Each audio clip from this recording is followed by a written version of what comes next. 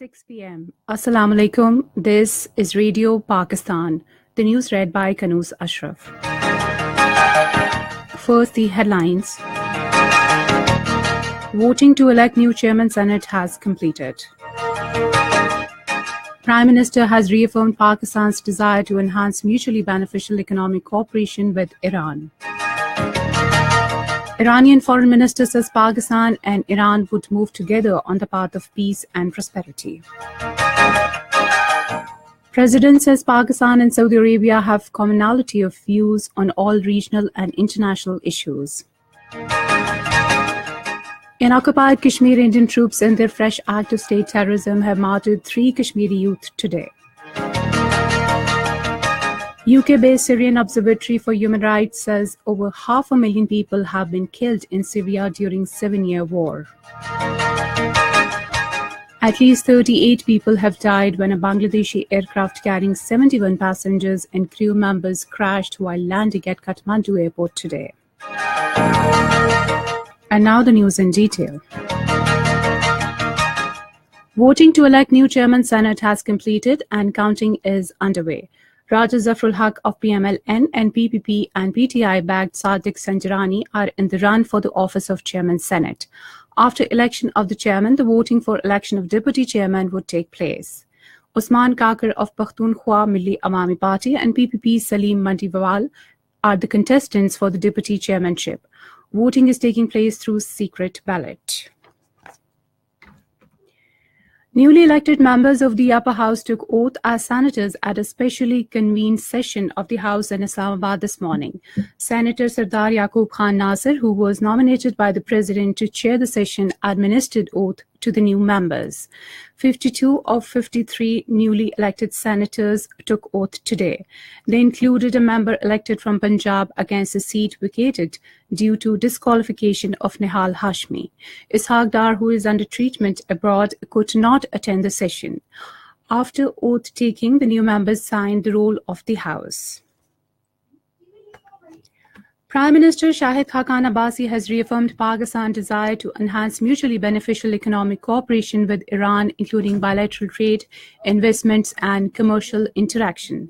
He was talking to Iranian Foreign Minister Javad Zarif, who called on him in Islamabad today. The Prime Minister said in order to meet the bilateral trade, a target of $5 billion by 2021, the two sides should work together in all earnest. Result of the election of Senate chairman is being announced. We take you live to the Parliament House for the results. Senate 2012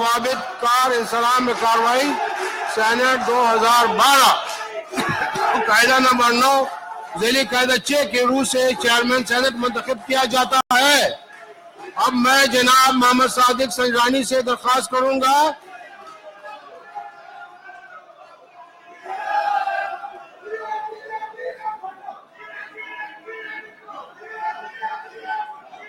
अब मैं सादिक संजरानी से दरख्वास्त करूंगा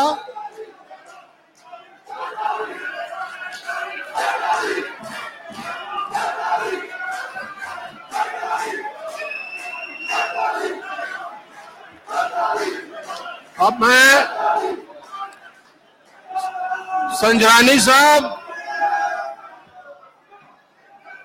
इसको बता दे यार संजरानी साहब को इधर आए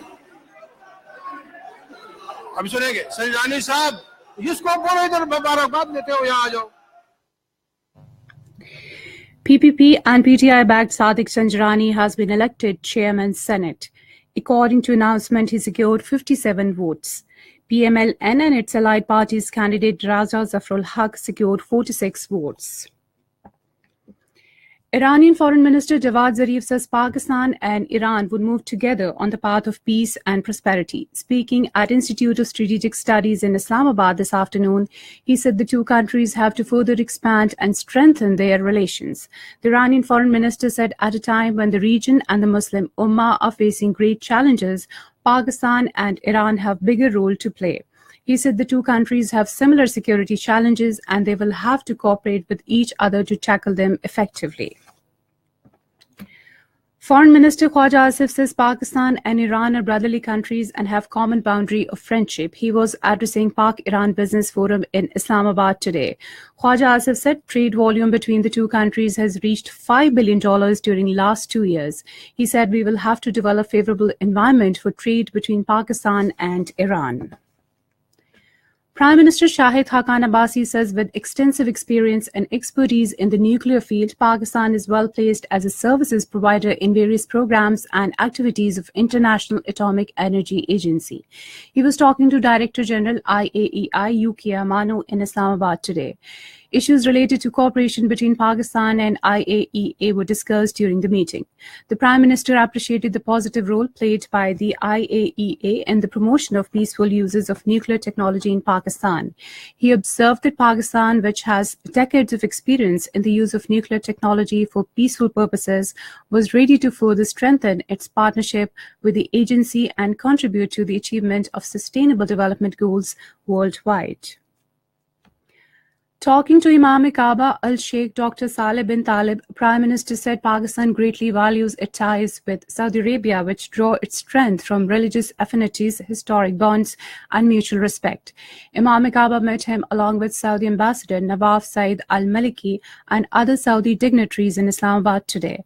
Minister for Communications Hafiz Abdul Kareem, Minister for Religious Affairs Sardar Muhammad Yusuf, Senator Professor Sajid Mir, and senior officials were also present during the meeting. The Prime Minister said his visit would further strengthen the existing close and brotherly ties between the people of the two countries.